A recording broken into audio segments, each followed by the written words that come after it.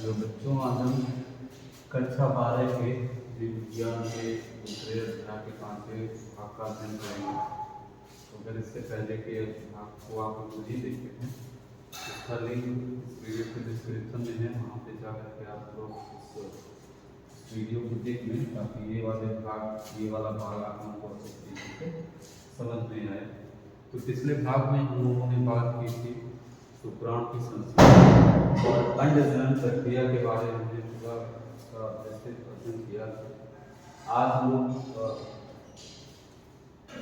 मादा जन्म के अंतर्गत के लोग आर्तोचक्र या जिसको मेंस्ट्रुअल साइकिल कहते हैं उसके बारे में अध्ययन करेंगे। तो उसको स्टार्ट करते हैं। आर्तोचक्र या जिसको इंग्लिश में कहा जाता है मेंस्ट्रुअल साइकिल। ठीक है, मेंस्ट्रुअल साइकिल। तो जो स्तनधारी है, ठीक है, स्तनधारी का एक गण है, आर्डर। स्तनधारी एक वर्ग है, उस वर्ग का एक गण है प्राइमेट, जिसमें बंदर है और बंदर से मानव भी उसी गण में आता है प्राइमेट। जो स्तनधारी है, जब इनमें मतलब जन्म होने रहता है तो एक चक्रीय परिवर्तन इनमें होता है। तो उसी तरह जो स्तनधारी में जन्म के दौरान मादाओं में एक चक्रीय परिवर्तन होता है। ठीक है, स्तनधारी गण का जो प्राइमेट है उसमें जो ये चक्रीय परिवर्तन जो मादा में जन्म के दौरान जो चक्रीय परिवर्तन होता है उसी को कहा जाता है आर्तोचक्र या मेंस्ट्रुअल साइकिल। ठीक, और सामान्य भाषा में इसको मासिक धर्म या महामारी भी कहा जाता है। ठीक है, तो ये मादा में होने वाला लैंगिक जन के दौरान होने वाले चक्रीय परिवर्तन है आर्तोचक्र जिसको कहा जाता है। इसको सामान्य भाषा में मासिक धर्म या महामारी भी कहते हैं। ये स्टार्ट होता है यौनारंभ में। ठीक है, यौनारंभ में स्टार्ट होता है जो 12 या 14 साल है लगभग। तो जब ये स्टार्ट होता है तो जब पहला आर्तोचक्र स्टार्ट होता है, जब पहला माहवारी आता है, ठीक है, तो उसको कहते हैं रज्जु दर्शन या फिर वेनास कहते हैं। ठीक है, कि यौनारंभ के समय जब पहली बार ये आर्तोचक्र शुरू होता है या फिर पहली बार ऋतुस्राव या रजोधर्म की शुरुआत होती है तो इसको कहा जाता है रजो दर्शन या फिर जो इसमें मीनार जिसको कहते हैं। स्त्रियों में यह जो आर्तोचक्र है ये लगभग 28 से 29 दिनों की अवधि के बाद दोहराया जाता है। मतलब एक बार चक्र चलेगा तो ये 28 दिन चलेगा, फिर 28 दिन के बाद फिर वहीं से स्टार्ट होगा। 28 या 29 दिन का ये जो आर्तोचक्र है ये होता है। और उसके बाद 28वें या 29वें दिन रजोधर्म होता है और रजोधर्म से एक यहाँ रजोधर्म है ना, ठीक, अब इस रजोधर्म से लेकर अगले रजोधर्म के बीच में जितनी भी घटनाएं घटती उसी को कहते हैं आर्तोचक्र। ठीक है, अब क्या होता है कि प्रत्येक जब आर्तोचक्र चलता है तो प्रत्येक आर्तोचक्र के मध्य में लगभग मान के चलिए 28 दिन का है तो लगभग 14वें दिन एक अंडाणु जो है वो अंडाशय से विमोचित होता है, उत्सर्जित होता है और वो जो अंडवाहिनी है उसमें होता होगा उसके फैलोपियन ट्यूब में, मतलब जो अंडवाहिनी है उस ट्यूब में आता है जहाँ पर उसका निषेचन होता है या निषेचन नहीं भी हो सकता है। तो दोनों स्थितियों में हम लोग ये पढ़ेंगे आगे क्या होता है। तो जो आर्तोचक्र की जो प्रमुख प्रावस्थाएं हैं कि जो आर्तोचक्र घटता है 29 दिन तक, 28 या 29 दिन तक जो ये भी चक्रीय परिवर्तन मादा में होते हैं उनको प्रावस्थाओं में बांट दिया गया अध्ययन की सुविधा के लिए कि हम लोग जान पाए कि किस प्रावस्था में कौन सी घटनाएं घटती हैं।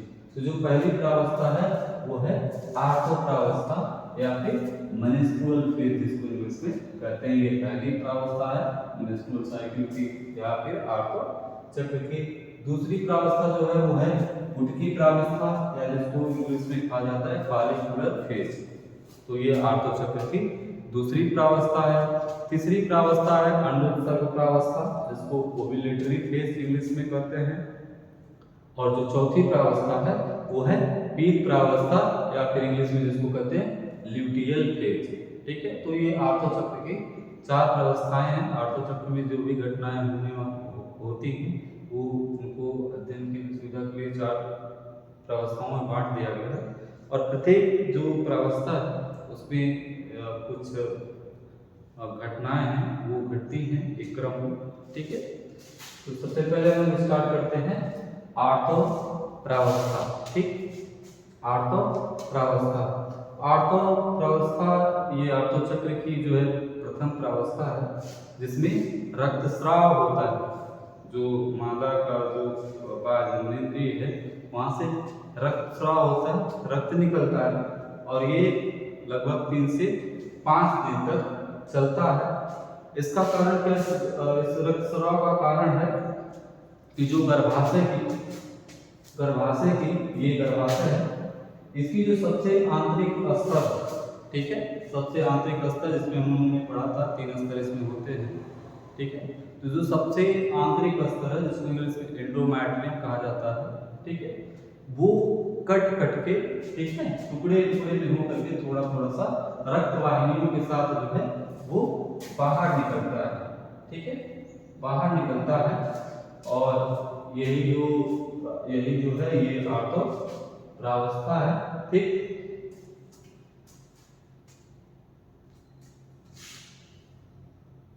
तो आर्तो प्रावस्था हो गई। अब रजोधर्म में ये जो प्रावस्था है आर्तो चक्र जो है ये तभी चलता है जब मूर्छित अंडाणु निषेचित नहीं हुआ हो, यानी जो अंडाणु पहले आर्तो चक्र में निकला था यदि उसका निषेचन नहीं होता है तभी ये रजोधर्म की जो रजोधर्म है आता है।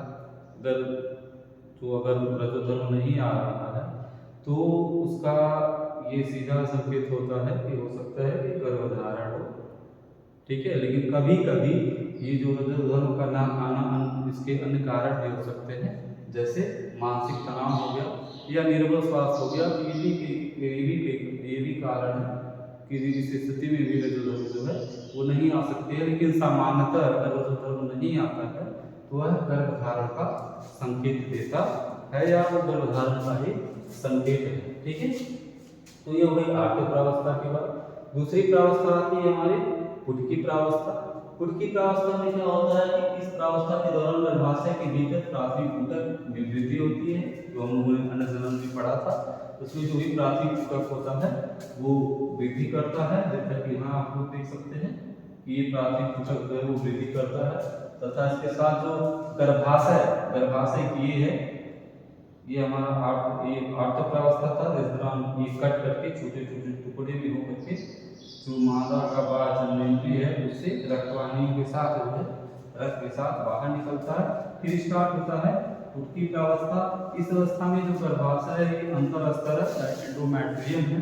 ठीक है, एंडोमेट्रियम में इसमें प्रसूत भवन यानी प्रोलिफरेशन होता है, इसकी कोशिकाएं विभाजित करती हैं, और ये धीरे धीरे जो गर्भाशय का अंतर स्तर है वो थोड़ा सा मोटा होता है, ऐसे करके उसके मोटा होता है, उसमें रक्तवाहिनियां वगैरह भी साथ साथ आती जाती हैं।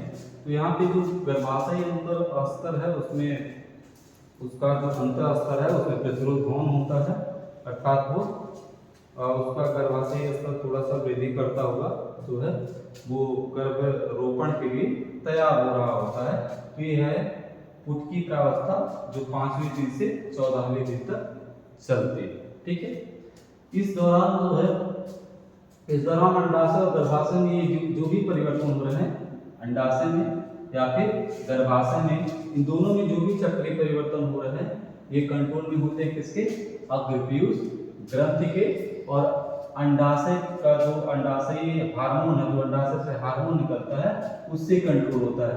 जैसे अगर पीयूष ग्रंथि है तो रक्त में जो पीयूष से गोनाडोट्रोपिन निकलेगा तो ये अंडाशय में पहुंचेगा, और ये अंडाशय में जो हार्मोन है उसकी वृद्धि को प्रेरित करेगा, और फिर ये रक्त में जब अंडाशयी हार्मोन आ जाएंगे तो फिर वो जो गर्भाशय के अंदर अंतर स्तर है उसमें प्रतिरोध भवन जो है वो प्रारंभ हो जाएगी। तो इस तरह से पूरा का पूरा कंट्रोल होता है अग्रपीयूष ग्रंथि में। अग्रपीयूष ग्रंथि अंडाशय, अग्रपीयूष ग्रंथि जो हार्मोन निकलते हैं फेस से, और एलएच ये अंडाशय में जो पहुंचे रक्त के द्वारा, तो वहाँ पे प्राथमिक ऊतक की वृद्धि को प्रेरित करते हैं और वहाँ से ये अंडाशयी हार्मोनों के स्रावण को भी प्रेरित करते हैं। तो जितनी भी ये सब प्रक्रिया हैं सब अग्रपीयूष ग्रंथि के कंट्रोल में होती हैं या नियंत्रण में होती हैं, वहाँ से हार्मोन वही नियंत्रण करता है। फिर इस प्रावस्था के दौरान जो है गोनाडोट्रोपिन हार्मोन जो है एलएच या एफएस पीत पिंड का, और ये फॉलिकल स्टिमुलेटिंग हार्मोन, ठीक है, इसका स्रावन भी धीरे धीरे जो है रक्त में ये बढ़ता जाता है। जैसा कि यहाँ हम लोग देख रहे हैं कि पहले कम था, धीरे धीरे इसका स्तर जो है वो एलएच का स्तर और एफएस का स्तर धीरे धीरे बढ़ता हुआ जाता है। इस प्रावस्था के अंतर की प्रावस्था के दौरान धीरे धीरे बढ़ता है। और यह जो स्राव है एक ऊतक परिवर्धन के साथ साथ वर्तमान ऊतक द्वारा एस्ट्रोजन जो अंडाशय से भी होता है कि अंडाशयी हार्मोन है, वहां से एस्ट्रोजन एक अंडाशयी हार्मोन है, इसके स्रावण को भी उद्दीपित करता है। ठीक, अब अगला जो अवस्था आती है वो है अंडोत्सर्ग प्रावस्था। ठीक है, तो ये पूरी साइकिल जो होती है 28 या 29 दिन की। तो उस साइकिल के मध्य में, ठीक है, एलएच और एफएच दोनों ही आर्तो चक्र का जब मध्य आर्तो चक्र 28 दिन का होता है, इसके मध्य में एलएच और एफएच लगभग 14वें दिन अपनी उच्चतम स्तर पर पहुंच जाते हैं। मतलब इनका जो स्तर है हार्मोन का स्तर, इनका स्तर काफी सबसे ज्यादा 14वें दिन होता है या आर्तो चक्र के मध्य में होता है। ठीक है, और मध्य चक्र के दौरान जब इसका एलएच का तीव्र स्रावण जब अधिकतम स्तर पर होता है तो इसे एलएच सर्ग कहा जाता है। जैसा कि यहाँ पे देख सकते हैं कि एलएच धीरे धीरे बढ़ता है और 14वें दिन लगभग ये सब अपनी उच्चतम स्तर पे होता है। तो जब इस दिन पहुंचता है तो इसी को कहा जाता है एलएच सर्ज। क्या कहा जाता है? एलएच सर्ज कहा जाता है। अब ये जो एलएच सर्ज होता है तो इसी दौरान, ठीक है, इसी दौरान जो ग्राफिक ऊतक है वो फटती है। ये ग्राफिक एलएच सर्ज जो है वो ग्राफिक ऊतक को फटने के लिए प्रेरित करता है, जिसके कारण जो है अंडाणु जो है वो अंडाशय से उत्सर्जित हो जाता है, अर्थात अंडोत्सर्ग होता है। ठीक, नेक्स्ट जो प्रावस्था है वो है पीत प्रावस्था। पीत प्रावस्था में वो जो ऊतक है ग्राफिक ऊतक जो फटा हुआ है, ठीक है, जिससे फट करके अंडाणु निकला हुआ है, उसका जो शेष बचा हुआ भाग है वो पीत पंड या कार्पस ल्यूटियम का रूप धारण कर लेता है। वो चेंज हो जाता है। जो ग्राफिक ऊतक था जिसमें से फट करके अंडाणु निकला था, उसका जो ही बचा हुआ भाग है वो पीत पिंड में परिवर्तित हो जाता है या पीत पिंड का रूप जो है वो धारण कर लेता है। अब यह जो पीत पिंड है ये भारी मात्रा में प्रोजेस्टेरॉन स्रावित करता, ठीक है, प्रोजेस्टेरॉन स्रावित करता है। जो ये प्रोजेस्टेरॉन का जो प्रोजेस्टेरॉन स्रावित होता है ये गर्भाशय के अंतर स्तर जिसमें प्रोलिफरेशन या फिर प्रतिरोध भवन हो रहा होता है उसको बनाए रखने में ये प्रोजेस्टेरॉन हार्मोन जो है वो सहायक होता है, उसको बनाए रखता है। उसका जो स्तर है गर्भाशय अंतर स्तर है वो बनी रहे।